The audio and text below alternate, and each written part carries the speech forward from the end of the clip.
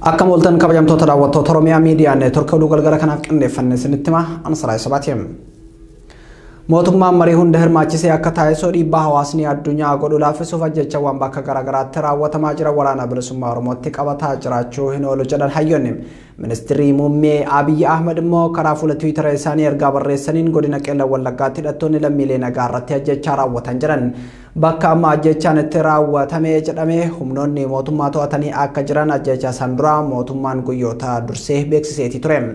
Waraanni bilisummaa Oromoo mootummaan namoota nagaa ofumaa fixaa diraamaa siyaasaa hojjetaa jira jedhee irra deddeebiin himataati jira. Muhammad Fantaallee guutuu gabaasa kana qindeessee jira.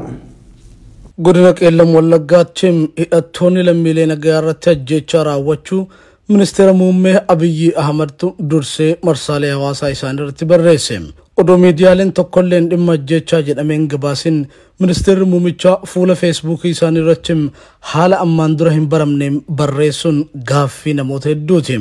Ministeerri Muummee Abiy Ahmed ajjechaa kana kan raawwatan hidhattoota waraana bilisummaa Oromoo qaamolee nageenyaa jala baqatanidha jedhan. Ministeerri tajaajila kominikeeshinii mootummaa Dr. Laggasaa Tulluu immoo ajjecha sana guyyoota muraasa dursuun ibsa miidiyaaleef kennaniin bakka amma haleellaan itti raawwatame jedhameen humnoonni mootummaa to'achuu miidiyaatti himanii turan.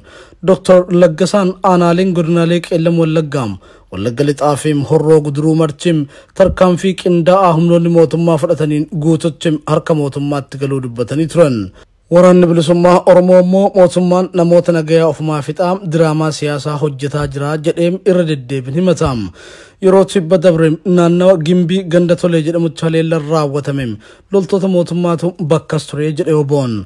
Waraanni bilisummaa Oromoo ajjechaa namoota nagaa irratti raawwate bu'aan siyaasaas ta'e kan loltummaa hin argatu akka hin jirres addeesseera. Oboon akka jedhutti mootummaan galtee siyaasaaf jecha qulqulloota fixaa jira. Oboon inuma haleellaa namoota nagaa irratti humnoota mootummaa bilxiginnaatiin raawwatamu uummata irraa qolachuuf qabsootti jiraachuu ibsa ajjechaa toleetti raawwatame hordofee baaseen ibseera. Xiinxaltoonni haala Itoophiyaa keessa deemaa jiru hordofan immoo mootummaan erga guutuutti to'adhe jedhee badii gaheef akkamiin deebisee waraana bilisummaa Oromoo gaafatamaa taasisa jechuun gaafatu. Kana malees ajjechaan kun ajjechaa qindaa'aa mootummaan maqaa waraana bilisummaa Oromoo sadarkaa addunyaatti balleessuuf raawwata ta'uu mala jechuun shakkii isaanii dubbatu. Mootummaan TPLF waliin malee waraana bilisummaa Oromoo waliin hin mari'adhu jechuus yaadachiisanii jiru. Hayyoonni yaada nuuf kennan. Hawaasni addunyaa waraana bilisummaa Oromoo dabalatee mariin hunda hirmaachisee akka taasifamu mootummaa Itoophiyaa irratti dhiibbaa geessaa jiraachuu eeranii mootummaan immoo kana hin fedhu jedhu. Mootummaan dhiibbaa hawaasa addunyaa kana laaffisuuf qaamolee namoota nagaa ajjeesan waliin marii hin taa'u jechuuf diraamaa kanatti akka jiru dubbatu. Maqaa waraana bilisummaa Oromoo balleessuuf mootummaan duula maqaa balleessii qindaa'atti akka jiru ibsu. Kana gidduutti lubbuun qulqullootaa shira mootummaatiin gaagamaa jira jedhu. Komishiniin mirga namoomaa Itoophiyaa immoo haleellaan haaraan raawwatamuu quba qabaachuuf dhimmicha qulqulleessaa akka jiru hime.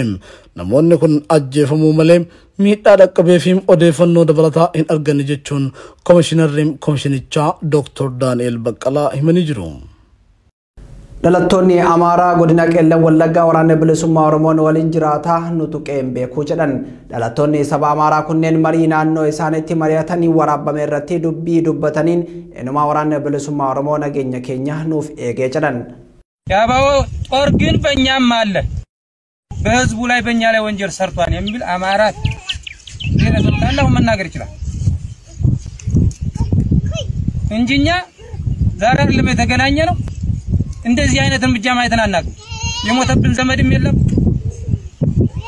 ገንዘቡም የተነካበት ዘመድ የሰማነው ነገር መንግስት ለራሱ ፖለቲካ የሚያስተላልፈው ነገር ካለ እነሱ ይተያዩ ህዝባችን ግን ታቀጥበጠስም አባው ጋር ተገናኘን ጀምሮ እንደው መቶ መለስ ለብነት ስራ ነው ብሎ ያሰራጨውን በወጣቱ ላይ መርዝ አባው ነው የነቀለው እንቅልፋተን ስንዘረፍ ያደርን የነበረ አሁን ብርድ ልብሳችን ሙጭ ነው የሚያድረው ቋንጫታችን ጋር እና ወደ አልሆነ ወንጀል የሚያመሩ ልጆቻችንንም ወደ ደህና መንገድ መልሶ ስራ ያስተማረ አባው የሚባለው ዓላማ ነው በወሬ የምናወራውን ሙሸት ብለን ብንጠረጥር የመንግስት አካል ትላንት ሸበል ላይ ሰርቶ ያለፈውን ለምን አይመሰክርም ህዝብ ግንቦት አንድ ነፍስ አይደለም እንዲያዝ ነው የለም ሀቅ ተናገረ ብሎ ጭንቅሌን ቢለኝ ሞት አንድ ነፍስ ነው ያለ ሸበል ላይ የመንግስት አካል ሰርቶ ያለፈውን ህዝቡ አሁን አላየም ወይ የደምቢዶሎውን የጉንጉኑን ተው ስለዚህ እኛ ጦራችን ከኛ ጋር ጎመን በልቶ ነው እንጂ የሚያልፈው የሰራብን ወንጀል የለም ወራና ብልሱማ ኦሮሞ ወሊን ነጋን ባኔ ነጋን ገላ ጅራ ከንጀረን ጅራቶኒ ኑማ ወሊ ገልቴ ወራና ብልሱማ ኦሮሞ ወሊን ቀባቸው ደበቱ ለለቶኒ ሰባማራም ነው ምን ያየው ነገር የለኝ አብረን እየበላን አብረን እየጠጣን ነው አብረን እየገባን በሽግሩን በመከረው ማን አንድ ላይ ያለ ነው ይሄን ያላመት ተቀምጠናል እኛ የአንድ ሰው እርሜ ማለት ነው የአንድ ወጣት እርሜ ተቀምጠን ያየ ነው ነገር የለም አወርግጥ ነው አባው መጣ አባው ሲመጣ ሌባ ጠፋ ዘረኝነት ጠፋ ያየነው ነገር የለም እውነትና ወራባ እስካሁን ድረስ አሁን አንተ ከማራ አንተ ትግሬ አንተ ኦሮሞ ተብሏል የለም እና ባንዲነት እየተዳደር ነው ባንዲነት እየኖር ነው ያየን ነው እኛ ያየነው ነገር የለም ሰቦታ ግዱቲ ወልቲ ቡኢንሳ ኡሙፍ ሶቻ ከንጅሮ ሞቱማዳ ከንጀዳን አለቶኒ ሰባ አማራ ጎዲና ቀለም ወለጋ ዳራን ወራና ብልሱማ ኦሮሞ ሂማቹን ስሪ ሚትጀዶም ተቸንፎ ሲያበቃ ብሔርና ብሔር ለማጋጨት እየሰራው ያለው ፖለቲካ ያደረገን ነገር የለም እኛ አርሶ አደር ገበሬ ነን እሱን ያደረገን ነገር የለም እንደ መንግስትነት እየገደለን ዘር እያለያየ ህዝቡን ለማጣላት እያደረገ ያለው ነገር ለኛ ትናንትናም ጉዳት ነው ዛሬም ጉዳት ነው እያደረገ ያለው ማለት ነው አባው ከቤታችን ያሳደር አባውን እየቀለምን ከአባው ጋር እየኖር ያደረገን ነገር የለም አባው የመንግስት አካል በመጣ ጊዜ ግን እያደረገን ያለው ገንዘባችንን ያስቀመጥነውን እየዘረፈ ነፍሳችንን እያጠፋ ያለው ማለት ነው ስለዚህ እኛ ይሄን መንግስት አንፈልግም እያልነው እየገደለን ነው እናልቃለን እንጂ ይሄ መንግስት ለኛ ያደረገልን ነገር የለም ማለት ነው አባው ግንቢ ሄዶ ካምፕ ሲነቅል አማራን ጨረሰ ብሎ ተናግሮ በብር ተገዝቶ የሚናገር ጋዜጠኛ አለ ይሄ ሁሉ ምንድነው የህዝብ ሰላም ማሳጣት አርሶ አደር ገበሬ አርሶ እንዲኖር የሚፈልግ በብር የተገዛ ነው ማለት ነው አባው በብር የተገዛ አይደለም ነው አባው እንጀራ በልቶ ለህዝቡ ለሀገሩ ብሎ እየሞተ እየኖረ ያለ ህዝብ ነው ማለት ነው ስለዚህ ህዝቡ ወዶት ከብትብቻው አስቀምጦ እየኖረ ነው ያለው ማለት ነው ስለዚህ እኛ ይሄን መንግስት አንፈልግም ብለናል ማለት ነው ኡመኒ ኦሎላ ሞቱማ ፊ ቃሞሌ ቶኮ ገልቴ ሲያሳፍ ጀቸ ደምሳ ጭራኔን ቡርጃጆ ወከይን ቀምኔ ዳርቶኒ ሰባ አማራ ኩነን ሂመኒም ዱዳ ነገኛ ፊ ጃለላ ወሊን ጅራቹ ኡመተ ኦሮሞ ወሊን ቱረ ጫለቲም ጭምሱ አካ ቀበን ዳመኔ ችጅሮም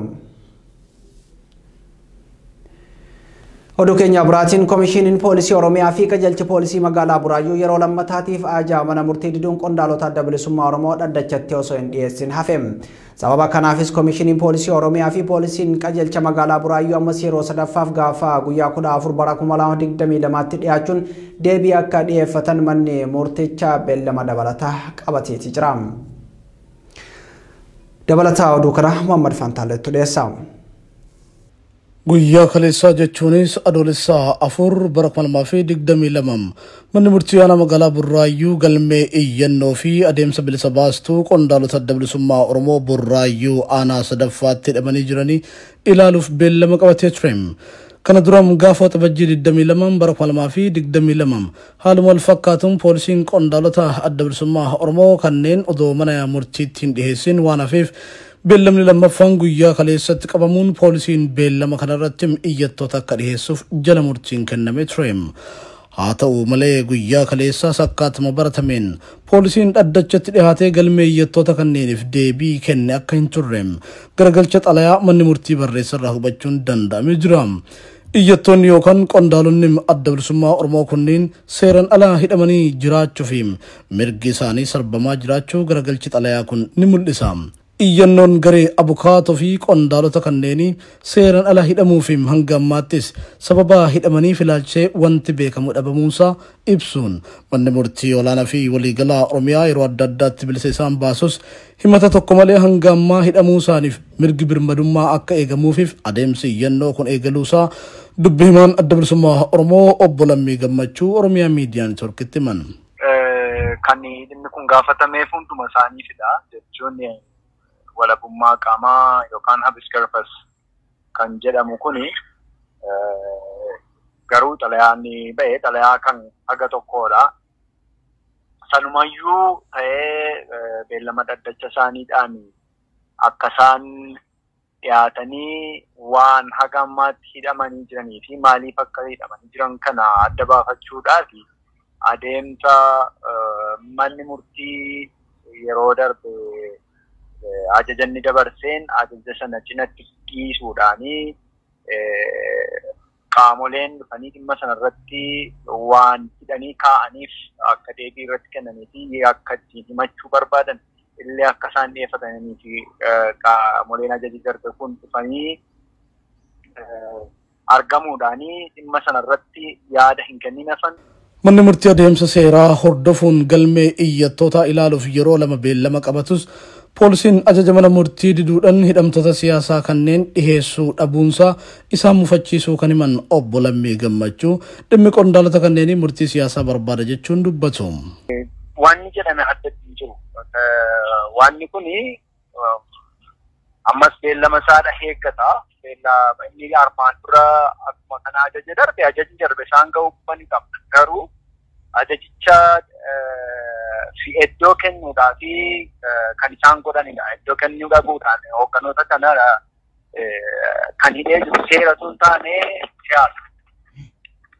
Kanaaf namoonni kun immoo jaba hojjetan hin qaban kan Oromoon murtii hubanni yeroo adda addaatti dabarsaa turee fi abbaan alangaa yeroo inni himatan ittiin himatu hin qabu jedhee galmee isaanii cufaa ture.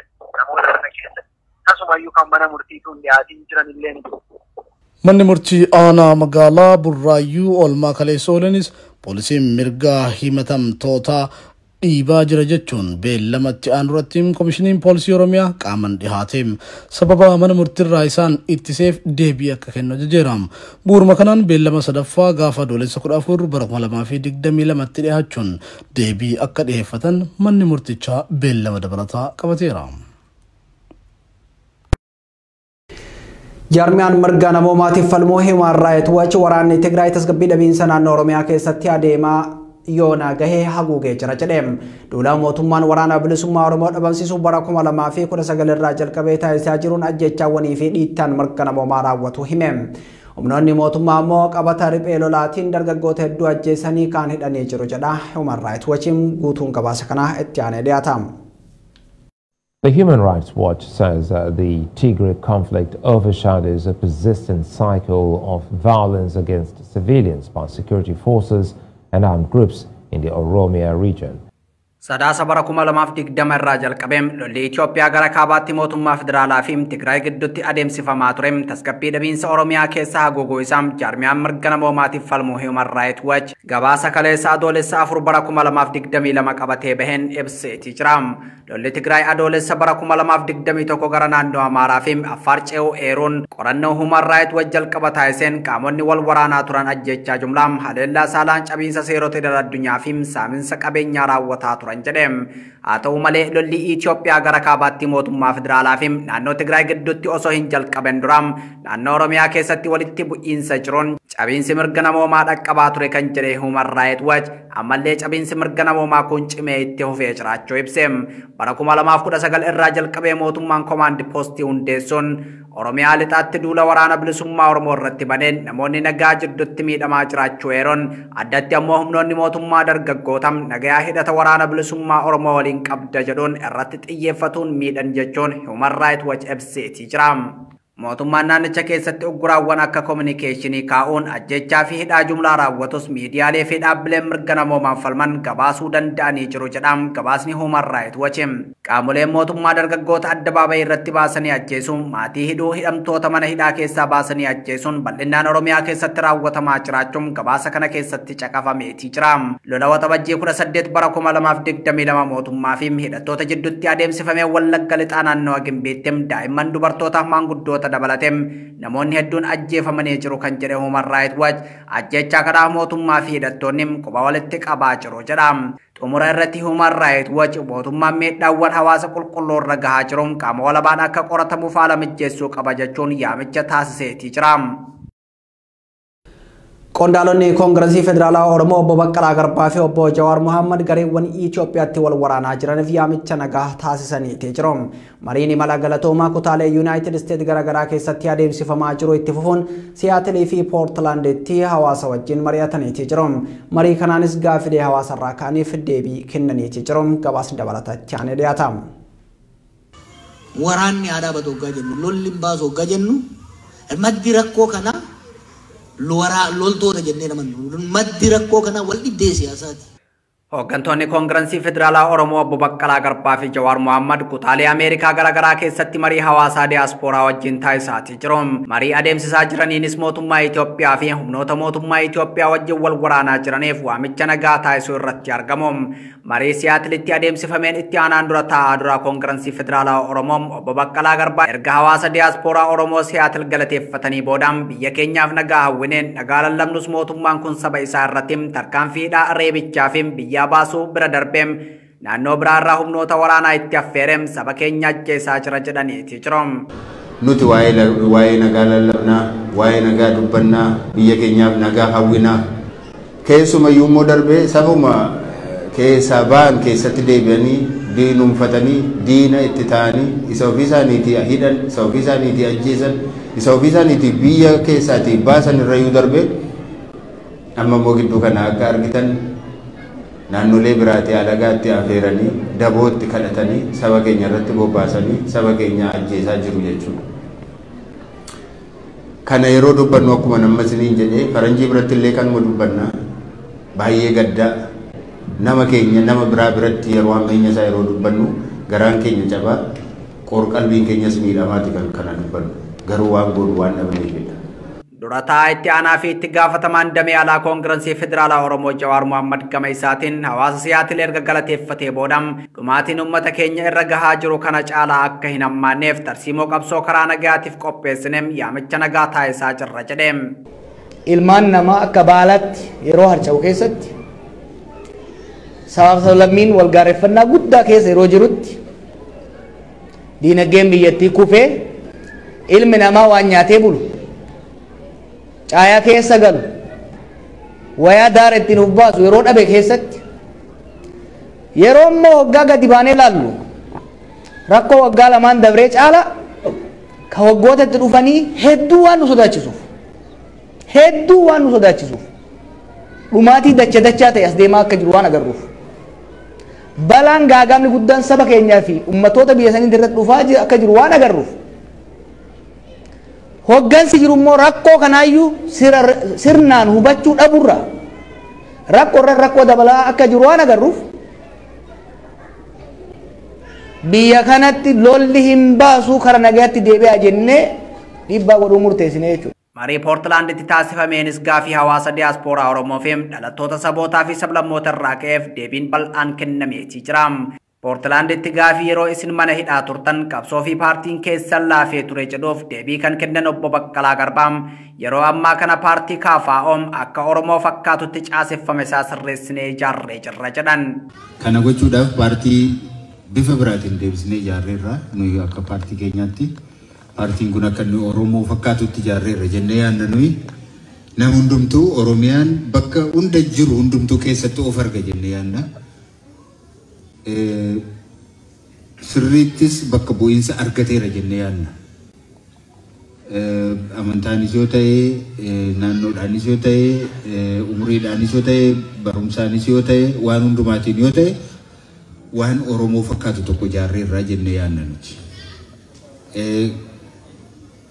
paartii amma jaarre kana deebisnee jaarre kana keessatti maanguddoonni duraan hooggansarra turan walakkaan yookaan 50% ammallee isaan matu keessa jira. Persentii 50 immoo haaraatti galchinee jirra. Dargaggoonni warra duraatiin koochi ta'anii muuxannoo argatanii beekumsa argatanii bor akka isaan iddoo qabatanii fi bakka keenya akka isaan qabatanii fi namoota itti mammaknee jirra. Kun warra nuyi itti maknee keessaati warra nu wajjin hin jiru biyya keessas hin jiru. Raayyaa ittisa biyyaa fi humna addaa Oromiyaa akkamitti ilaaltu gaafii jedhuuf deebii kan kennan itti aanaan dura taa'aa duraa Koongirensii Federaalaa Oromoo Obbo Baqqalaan raayyaa ittisa biyyaas ta'e humni addaa poolisii Oromiyaa kan ajajamaniin hooggansa siyaasaatiin kan nuti morminuun hooggansa siyaasaa uummata rukuchiisaa jiru sanidha jechuun deebisaniiti jiru. Raayyaan ittisa biyyaa ofiisaatii bobba'ee ofiisaatii bakka barbaadetti tarkaanfii barbaadu kan fudhatu miti. Isaanin kan hooggana siyaasaati. Kanaatiif isaan waan ajajaman duwwaa hojjetu. Wayi tokko balleessuuf, nama ajjeesuudhaaf yookaan immoo waan biraadhaaf kan bobba'an miti. Isaanis ilmaanuma keenya, ijoollee keenyadha.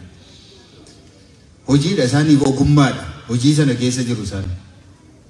Ijaaramanii jiru. Nama isaaniin hoogganu yookaan immoo hooggansa siyaasaa isaaniif qajeelfama kennu yookaan ajaja kennu. Yoo balleesse malee isaan hojii isaanii irra jiru waan ajajaman hojjetu jechuudha. Kanaaf isaanii wajjin hin jibban qabnu nuyi. Akkas nu godhuu maa kana balleessuu hin jennu. Waan ajajaman hojjetu isaan. Kan nuti ittiin morminu amma warra hooggansa siyaasaa kennuudha. Warra nama rukuchiisuudha malee warra rukutu sana miti. Isaan hojii isaanii hojjetaa jiru. Kanaaf hooggansi siyaasaa sun akka inni qajeelu barbaanna. Kanaaf isaan irratti qabsoofna. Durataa itti aanaa fi hoogganaan dhimma alaa Koongirensii Federaalaa Oromoo Jawaar Mohammad waldhabdeen Itoophiyaa keessa jiru furmaata akka argatuuf lolli Oromiyaa dabalatee kutaalee biyyattii adda addaa keessatti adeemsifamaa jiru akka dhaabbatuuf waamicha taasiseetii jira. Oromoon dhugaa akka Oromootti gaafii qabna. Akka Oromootti haga qabna. Miidhamneerra. Garuu ibiddi biyya san guututti qabate. Wanni amanu mootummaan jennu kaabatti lolli Tigraay akka dhaabatu akka na eegalles qabsoofne. Akka dhaabatus qabsoofne amma immoo hoggaa sochii tokko godhan jajjabeessaa jira. Garuu maal jenne mana Itoophiyaa jedhamu kana kallattii maraan ibiddi itti qabatee jira. Gara tokko dhaamsinee kan biraa dhiifnan hin ta'u garuma hundaa dhaamsaa jenne. Akka Oromootti illee this applies to us. Ibiddi Oromiyaa qofarraa miti kan dhaabatuu qabu. Biyya guutuurraa dhaabatuu qaba. Maaliif Oromiyaa irraa keessattuu Oromiyaa irraa dhaabatuun qofti gahaa miti. Naannolee kana hundaan saboota kana hundaan gaafilee kan argaa jirtan saba hedduun nu keessa jira ollaa keenya jira. Kanaaf lolli dhaabachuun biyya nagaa deebi'uun Oromiyaa qofa osoo hin ta'in hundaa. Madda rakkoo waraana Itoophiyaa waldhabdee siyaasaa fi sirna abbaa irree ijaaruuf hawwuudhaan kan jedhe Jawaar Siraaj Mohammad hooggansi siyaasaa hawwii kana galmaan ga'uuf loltoota walitti ergee wal ficcisiisuu dhiisee waliin mari'achuu qaba jechuun dubbateetii jira. Waraanni haa dhaabatu hoggaa jennu lolli hin baasu hoggaa jennu maddi rakkoo kana loltoota jennee namannu maddi rakkoo kana wal dhibdee siyaasaati. Sirna abbaa irree ijaaruudhaaf hawwuudha. Olaantummaa garee tokko ijaaruu hawwuudha. Isteetiitti fayyadamanii akka oligaarkiidhaan bulchuudhaaf yaaluudha. Sirna haaraa waliigaltee haaraa sabaa sablammootaa fi durra sirna moofaa kaleessaa ummatoonni fincilanii ofirraa buusan deebisuu hawwuudha kana fide. It unleashed powerful and contradictory messages. Contradiction ummata keessa ture sun akka dhoowwu godhee. Kanaaf nuti maddi rakkoo kanaa hoggansa siyaasaa keessa jira. Hoggansi siyaasaa loltoota walitti erguu dhiisee wal ficcisiisuu dhiisee waliin taa'ee haa mari'atu kan jennu kanaafi. Rakkoo Itoophiyaatiif furmaanni waaraan marii siyaasaa qaamota hunda hirmaachiseedha jedhamuun qondaalota kanaan irra deddeebiin dubbatamaatii jira. Lammiileen Itoophiyaa Suudaan magaalaa Kaartuum jiraatan reebichaa fi dabalatee dararaan adda addaa humnoota tika biyyattiitiin isaan irra gahaa jiraachuu himan. Gama birootiin kanneen gara biyyaa galuu barbaadan karaan itti cufamee waan jiruuf yaaddoo keessa jiraachuu himu Na'imaa Umar dabalata qabdi. Lammiilee kunneen gidduudhaa dhalattoonni Oromoo OMN dubbisee gochaan akka kanaa kun kanaan duras dabree jiraachuu himanii jiru. Tibbana garuu erga wal dhibdeen mootummaa Suudaanii fi mootummaa Itoophiyaa uumame as bifa haarawaan nurratti raawwatamaa jira jedhani. Humnoonni tikaa biyyattii lammiilee Itoophiyaa iddoo hojii isaanii fi magaalaa keessatti akkasuma iddoowwan argan maratti gaafii tokko malee reebuun qabanii hidhaatti guuraa jiru jedhu. Kanaan dura namoonni qabaman kallattumaan gara biyyaatti galfamuu kan jiran dhalattoonni Oromoo dubbifne kunneen yeroo dheeraa sammuu adeemsisuun hafee kanneen qabaman mana hidhaatti dararamaa akka jiran dubbatani. Haaluma kanaan lammiileen biyyattii baay'een manneen hidhaa garaagaraa haalli qabiinsa isaanii hammaataa ta'e keessatti dararamaa jiraachuu himanii jiru. Sababii walitti bu'iinsa daangaaf Suudaanii fi Itoophiyaa haala kanaan wal qabatee namoonni baay'een ijoollee keenya irree baaranii rukutaalanii kanaamaa hidhaatti ni guuraa jiranii tokko rakkoon qabu asirraan siif gabaabsisumaadha isa kaleessaa hin qabanii hidhaa jiran mana hidhaa irratti mana biirota hidhaa garaagaraa keessatti baay'ee guuramaa jiranii dhiifamaadha sagalee loo ta'e asiin jedha. Gama birootiin lammiiwwan Eertiraa afaan ilmaan isaanii akkuma warra biyyaa mana barumsaa geessanii barsiifatu. Kan keenya ammoo ilmaan barsiifachuuf maallaqa baay'ee gaafatamnaa jedhani. Lammiileen Itoophiyaa ilmaan ofii biyyatti galfachaa turan yeroo ammaa ammoo karaan waan cufameef ilmaan galfachuu dadhabanii yaaddoo keessa jiraachuu dubbatani. Waa'ee lammiileen keenya biyya kanatti hidhatanii guddatanii barnoota argataa jiran namoonni immoo galuudhaaf baay'ee rakkachaa jiran. Biyya isaa keessatti galuu barbaada karaa otoo baname kun otoo mijaa tokkoffaan namoonni asitti ilmoo dhalatanii barnoota argatan tokko jedhu. Namni tokko paawundii Suudaanii 200 250 gaafatama mana barumsaa biyya kanaa galchuudhaaf 200 hanga 20 hojjeta. Karaa biyyaatti galanii ilmoo fi daa'ima ofii barsiifachuu bara daandiin karaan walitti bu'insannaan sababii walitti bu'insa Tigraay fi Itoophiyaa tiif walitti bu'insa waan jiruuf daandiin cufamee jira. Korookiina jiru sitti himuu barbaade. Haalli baqattoonni kunneen keessa jiran guyyumarraa guyyaatti hammaachaa dhufuun lammiileen gaaga'ama hamaa keessa buusaa jiraachuu himanii jiru. Oduun galgala kanaaf qindeeffannee kana fakkaataa qophiileen Oromiyaa Miidiyaa Neetworkii itti fufuu turtii gaarii.